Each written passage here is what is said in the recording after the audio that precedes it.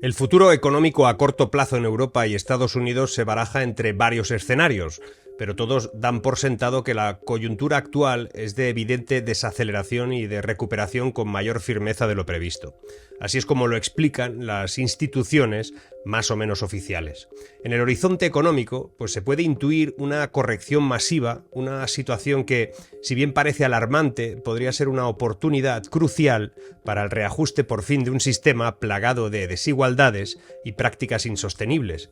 El análisis histórico y económico nos muestra que esta no es una situación nueva, pero sí una que exige una respuesta diferente. Ahora, excepto en España, todo el mundo reconoce que las amenazas económicas, monetarias y financieras están aumentando, están interactuando de manera peligrosa con otros diversos acontecimientos sociales, políticos, geopolíticos, ambientales, sanitarios, tecnológicos.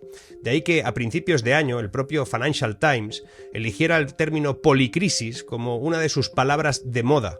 Cualquiera que sea el término preferido, otros han adoptado permacrisis, confluencia de calamidades, cada vez se reconoce más que no solo la economía global, sino el propio modelo social en el que se rige el mundo está en juego. Hablamos de crisis económicas, migratorias, climáticas, sociales, culturales, geopolíticas e incluso otras.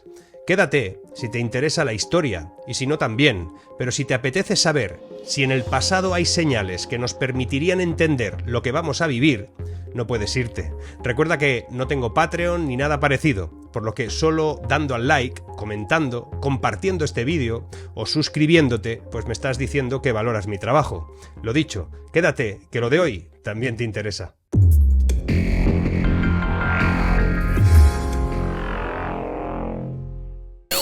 Históricamente, las crisis económicas han sido precedidas por periodos de expansión crediticia excesiva y de especulación. Ya lo demostró la Gran Depresión de 1929 y la crisis financiera de 2008.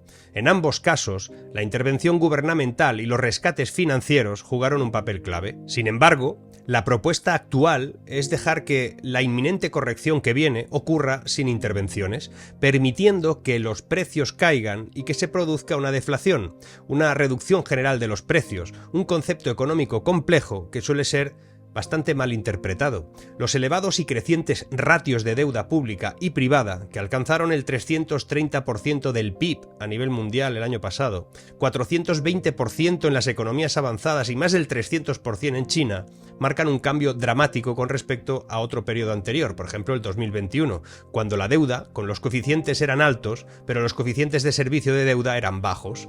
La década del estancamiento secular posterior a la crisis financiera mundial se caracterizó por un bajo crecimiento de la demanda agregada, grandes ahorros públicos y privados y bajas tasas de inversión. El lento crecimiento condujo a bajas tasas de interés ajustadas a la inflación, mientras que las tasas de interés oficiales cercanas a cero o incluso negativas combinaban bien con una flexibilización cuantitativa y crediticia que mantuvieron las tasas nominales y reales muy bajas, a menudo incluso negativas, tanto en el corto como en el largo plazo. Pero ese ambiente de dinero fácil ya no existe. Los shocks de oferta negativos de la pandemia, junto con las políticas de estímulo de respuesta a ella, provocaron un aumento de la inflación a partir del 21. Luego los bancos centrales reaccionaron, finalmente, subiendo las tasas tanto nominales como reales. Pero con unos ratios de deuda pública y privada tan altos, a los bancos centrales les resultará bastante difícil reducir la inflación a su objetivo del 2%. Están atrapados en una trampa de deuda, enfrentando no solo un dilema, cómo alcanzar una inflación del 2% sin provocar un aterrizaje forzoso de la economía, sino también un desafío de que no puede tener solución, cómo lograr la estabilidad de precios evitando al mismo tiempo una recesión y una crisis económica. La deflación a menudo se ve como algo perjudicial por su potencial para desacelerar la economía, pero podría incluso en este caso actuar como un correctivo necesario, purgando el sistema de inversiones imprudentes y de prácticas que han sido especulativas. Lo que contrasta con la inflación, que erosiona el valor del dinero y disminuye el poder adquisitivo, especialmente perjudicial para los ahorros de la clase trabajadora, sería algo no tan fácil. La élite económica, temerosa de perder su hegemonía, presionará y lo hará fuertemente para obtener rescates gubernamentales. Sin embargo, estos rescates, financiados por nosotros, los contribuyentes, solo perpetúan un ciclo destructivo de auge y caída.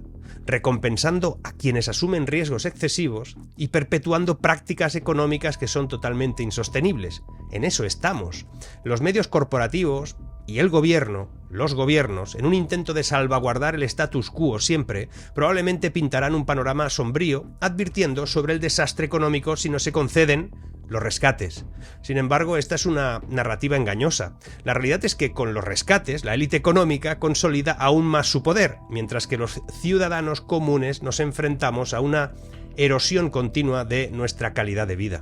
Si la corrección se permite sin rescates, ciertamente habrá desafíos, obvio. Aumento de desempleo, destrucción de ahorro y un incremento temporal de la pobreza. Pero a largo plazo, esa purga económica podría llevar a un mercado más equitativo y más sostenible en el tiempo. Los bancos y corporaciones que tomaron decisiones imprudentes deberían enfrentarse a las consecuencias de esas acciones y en lugar de ser rescatados otra vez. Esto crearía un incentivo para una mayor prudencia y una responsabilidad en el futuro. Sin rescates, los precios caerán y con ellos se presentará una oportunidad para que surjan competidores más pequeños y empresas más responsables. Aquellos que han ahorrado prudentemente, pues encontrarán oportunidades para invertir, como adquirir incluso una vivienda o iniciar un negocio. Es lo justo, ¿no? El ciclo de rescates ha creado un sistema donde los ricos se hacen más ricos a expensas del contribuyente común. Esta inminente corrección económica que viene podría ser el fin de este ciclo. No sé, las consecuencias a corto plazo serían duras, pero necesarias para un cambio duradero. A veces nos acusan de que queremos que venga una crisis, y la verdad es que sí, porque la verdad es que el mensaje es claro. Si deseamos un futuro donde las necesidades básicas sean asequibles, es decir, donde la compra de una vivienda sea una realidad alcanzable, pues deberíamos resistirnos a los rescates, a evitar esa crisis. Apoyar solo a aquellos funcionarios y políticos que se oponen firmemente a los rescates sería crucial en este caso. Lo que pasa es que no conozco ninguno. Todos están abonados a la deuda. Es hora de que aquellos que crearon este sistema desequilibrado se enfrenten a las consecuencias de sus propias acciones. El cambio empieza ahora, con nuestra decisión colectiva de exigir un sistema económico más justo y más equilibrado. El ciclo de auge, caída y rescate termina aquí, con nosotros. Veamos en Estados Unidos. Las ventas de casas y cooperativas de segunda mano a una tasa anual ajustada, estacionalmente, de 3,79 millones de viviendas en octubre se han desplomado a niveles no vistos desde los peores 3 meses de la crisis inmobiliaria. Es decir, el noviembre posterior a la quiebra de Lehman Brothers en el 2008 o en julio y agosto de 2010.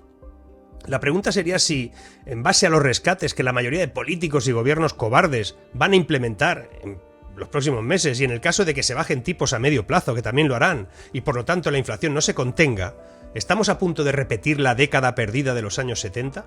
Durante muchos meses, aquí yo os dije, cuando nadie lo decía, que a medida que la economía dejara de crecer tras el rebote inicial, sumada a la inflación agregada que llevamos acumulada desde hace 2 años, entraríamos en esta inflación. Y ahí estamos ahora. La economía estanflacionaria actual, con alta inflación y lento crecimiento, le resultará familiar a cualquiera que haya vivido la década de 1970. Yo era niño, no me acuerdo, pero los que estuvieron sí se acuerdan. No solo la estanflación, sino también el malestar social, las ciudades en decadencia y la polarización política, que resultan inquietantemente familiares para quienes pensaban que las colas en las gasolineras y la música de ABBA eran cosas solo del pasado. Hay varios analistas como Peter Sanoch que aseguran que estamos repitiendo la economía de los años 70, con esta inflación de doble pico, que finalmente duró entonces 8 años. Otros economistas como Rubini le suman al momento actual 2 condiciones más. Por un lado, que nadie está atendiendo al problema porque está siendo amortiguado a base de deuda y que la estanflación que nos ocupa ahora mismo se va a sumar con otro elemento aún peor a las crisis financieras de 2008. De nuevo la inflación. Te voy a explicar por qué ahora es peor que lo que vivimos en 1970, y no solo por el estancamiento o por la inflación que provoca una estanflación de libro, sino que ahora el nivel de deuda es de tal calibre que no se puede ni dimensionar. El mundo se debe a sí mismo 3 veces y media, algo que no tiene vuelta atrás. Si se pagara, quebraríamos. Si no se paga, la pérdida de poder adquisitivo de todos sería de tal calibre también que volveríamos a la casilla de inicio, pero esta vez sin nada. ¿Pero qué pasó en los años 70? La historia comienza a finales de los años 60, cuando el gobierno federal de Estados Unidos optó por una cosa que llamaron pistolas y mantequilla, lo que significa un enorme gasto de bienestar social para la gran sociedad que Lyndon B. Johnson, además de la guerra de Vietnam y las otras innumerables guerras, exigía un complejo modelo industrial militar. Las armas y la mantequilla aumentaron la inflación, así es como lo denominaban. La inflación había promediado en un 1% entre el 52 y el 64, pero comenzó a aumentar en el 65 y llegó al 5% en 1968 y al 6,5% en 1970. En 2022 y 2023 hemos doblado esas cifras, por lo que en ese punto vamos sobrados. En ese momento, los países extranjeros podían canjear sus dólares por oro en poder del gobierno de Estados Unidos. La inflación de Estados Unidos llevó a estos países a temer que el dólar valiera menos en el futuro, por lo que comenzaron a vender sus dólares por oro. En particular, por ejemplo, Francia envió un acorazado para recoger el 92% de las reservas que habían depositado en Estados Unidos en 1940 para pagar los aviones de guerra. Por aquel entonces, Nixon podría haber intentado recortar el gasto para tranquilizar a otros países de que el dólar era sólido, pero en cambio suspendió temporalmente la conversión al oro, lo que efectivamente acabó con el patrón oro, ese patrón oro que había actuado como última limitación sobre los déficits y sobre la potencial impresión de dinero de Estados Unidos. 53 años después todavía estamos bajo esa suspensión temporal.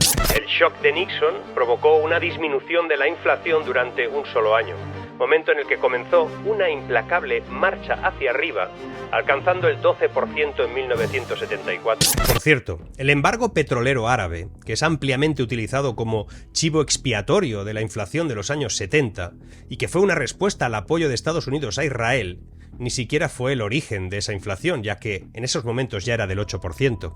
Y esto te sonará porque recuerda que cuando la inflación aquí ya estaba en el 7%, es cuando empezó la guerra de Ucrania, aunque se culpa a la guerra de Ucrania de la inflación. Siempre repiten los mismos patrones. Pues volvamos a la historia. Ante una inflación altísima por entonces, como se ha hecho ahora en Estados Unidos y Europa, la Reserva Federal pues subió furiosamente las tasas, lo que hizo bajar la inflación durante un par de años, como va a pasar ahora, a costa de una recesión salvaje cuando el sector privado quedó asfixiado, como va a pasar ahora. Nota que, como hoy, el gasto gubernamental no cayó, solo el gasto privado. En el primer trimestre de 1975 la economía se contrajo un 5% de forma anual. Esto asustó a la Reserva Federal, como ahora sigue asustada, al igual que el Banco Central Europeo y entidades constantemente caminando hacia la cuerda floja entre la ira pública por la inflación que causan y la ira pública por las recesiones que causan. Y la recesión asustó a todos entonces, y una recesión que no se esperaba tan fuerte como ahora, sino que se intuía un aterrizaje leve y suave como ahora. Y entonces, en aquellos años 70, qué importante es conocer la historia, la Reserva Federal retrocedió y permitió que las tasas cayeran una vez más a territorio negativo. Y esto hizo que la inflación se volviera a disparar. Y a esto se le llama, o lo llama así Thomas Sowell, la espalda del camello, por las dos jorobas. Aquella segunda inflación fue en realidad mucho peor que la primera, duró casi el doble, más de 5 años frente a los 3 originales, y alcanzó niveles aún mayores de aumento de precios. En aquel momento, a los analistas les preocupaba que la inflación pudiera ser permanente incluso, que se hubiera roto la economía definitivamente. Pero fue en ese momento cuando Estados Unidos eligió a quien ellos consideran un héroe, o por lo menos algunos, el presidente de la Reserva Federal de entonces, Paul Volcker. Irónicamente, lo designó un inflacionista, Jimmy Carter, y Paul se puso a trabajar para aumentar las tasas a niveles antes inimaginables y llegaron a un tipo de interés del 17%, e incluso del 19% en el 81. No había otra opción y se paró todo por segunda vez, aunque esta vez con mayor virulencia. Si se está repitiendo la historia, si estamos repitiendo aquello, ahora estamos justo en el descenso de la primera joroba. Entonces se desencadenó una serie de recesiones salvajes en medio mundo. El desempleo alcanzó el 10% en Estados Unidos y permaneció durante un año así. En Estados Unidos las cifras de empleo no son compatibles a cómo se miden en Europa, pero la ira pública por la inflación había llegado a tal punto que se necesitó un tratamiento duro. Y de hecho las tasas del 19% finalmente acabaron con la inflación, lo que se condujo a la economía a un término llamado Morning in America en los años 80. La década de 1970 fue brutal para los trabajadores. Fue brutal para los hogares que luchaban por comprar alimentos y fue brutal para los inversores. Ajustando la inflación, las acciones no se recuperaron hasta 1995, más de 20 años después, aunque mantuvieron mejor comportamiento que los dólares, que por supuesto nunca se recuperaron. El ahorro se esfumó, como ahora está pasando sin que nadie se percate. Es lo más curioso. Esta desidia social que parece vivir en otro sistema solar es curiosa, es como si no les afectase nada. Pero mirad qué curioso, igual os sirve como idea. Al mismo tiempo, los años 70 fueron inofensivos, incluso gloriosos, para cualquier inversor que poseyera activos reales. La vivienda se mantuvo a la altura de la inflación, como suele ocurrir, y dado el dinero barato de la Reserva Federal que se destinó a los años 70, pues los propietarios de viviendas de hecho salieron incluso ganando. Mientras tanto, el oro subió 15 veces, incluso más rápido que el petróleo.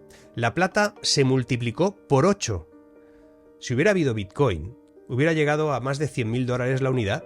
Y hoy hay muchos indicadores que nos llevarían a pensar que podemos estar reviviendo la década de los 70, por lo menos por dos razones. En Estados Unidos es poco probable que exista otro Salvador, porque Paul Volcker fue, desde la perspectiva de Washington, un gran error.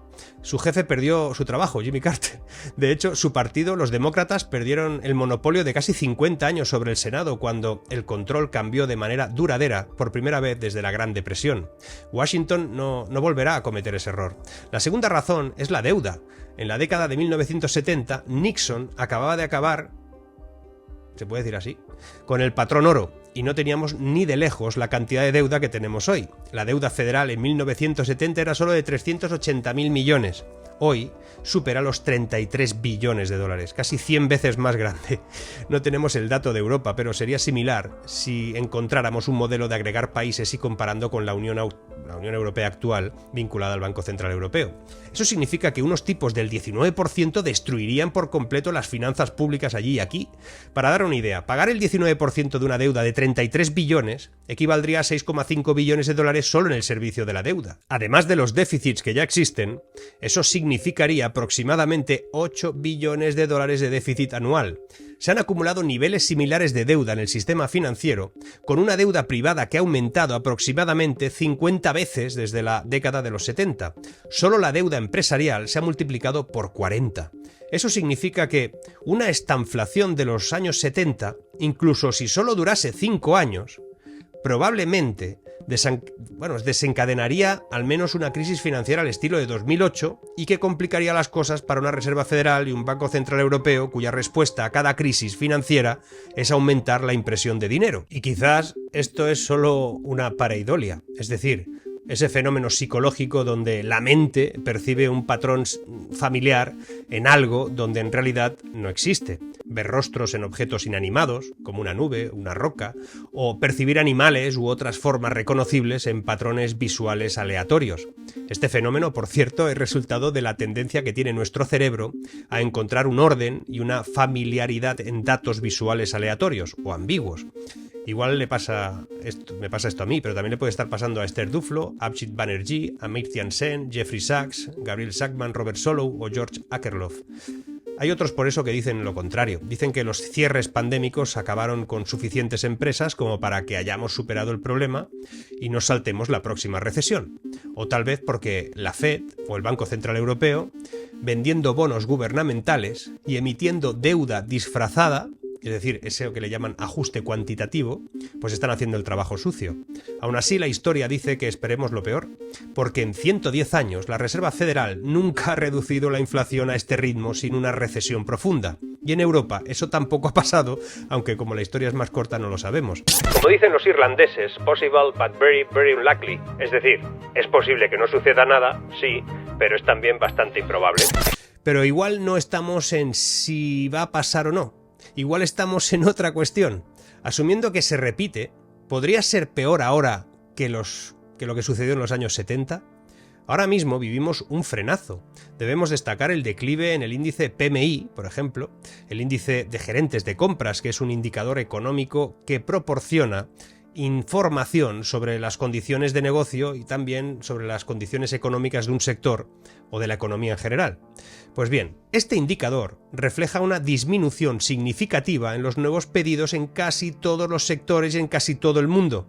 Esta tendencia se atribuye a la reducción del poder adquisitivo y también a una actividad empresarial menor. Estos factores combinados, ojo con eso, generan un problema de demanda que podrá conducir a una deflación en Europa, a pesar de que el continente también enfrenta el riesgo de estancamiento del crecimiento por culpa de los altos precios, que todavía se mantienen, aunque mucho menor, pero como están agregados, y la situación a esto se le llama básicamente estanflación. De hecho, el Banco Central Europeo ha reconocido que la economía podría estar entrando en una fase de estanflación, algo que no se anticipaba inicialmente. Nunca anticipan nada pronto. Siempre se enteran cuando ya ha pasado. O se hacen los tontos o lo son. Se esperaba un aterrizaje suave, pero los desarrollos actuales sugieren un escenario más complicado. Según Oxford Economics, la probabilidad de deflación ha aumentado, superando incluso el promedio de la última década. Entonces estamos ahí. Inflación, deflación, estanflación. Esa probabilidad ahora se considera mayor que la de una inflación persistente, alta y en largo plazo. Y en ese contexto, la actividad industrial en Europa ha experimentado su mayor desaceleración desde mayo de 2020 y afecta a 19 de los 20 sectores que evaluaron en agosto esos indicadores. Pero hay más datos. El S&P Global señala que la disminución en los nuevos pedidos, anteriormente limitada al sector manufacturero, se ha extendido ahora también al sector de servicios. ¿A que esto no te lo cuentan en las noticias? ¿A que no se lo escucháis ni tan siquiera a la oposición, la que podría reclamar algo? Es que o se hacen los tontos, o lo son. Los expertos de ING Economics indican que los precios de los alimentos han comenzado a disminuir y las expectativas de precios de venta en la industria y los servicios también han caído, pero eso no quiere decir ni que estén bajando ni que no puedan volver a subir. Estamos por ver en qué parte de esa doble joroba estamos. Y permíteme un punto que puede ser relevante: el debate sobre si las nuevas empresas tecnológicas pueden ser reguladas más estrictamente o no, porque eso se está intensificando, pero sería interesante un contraargumento que Estados Unidos y Europa deberían de analizar, porque necesitan grandes empresas tecnológicas y de inteligencia artificial para asegurar su dominio sobre una China que no va a parar y que está haciendo todo lo posible para convertirse en una superpotencia en ese campo y en los que se derivan también en el campo militar. Afortunadamente, si la inteligencia artificial marca el comienzo de un mundo con un crecimiento anual del 6, 7, 8, 9%, pues podríamos establecer las bases de un mundo mucho más sostenible, más eficiente en términos sociales y económicos. Crecer es la única manera. Lo que defienden desde la Agenda 2030 es lo contrario. Si lo miramos bien, lo que defienden las élites es que todo esto reviente por la deuda. Por eso les mantiene, o por lo menos así podrían mantener sus privilegios.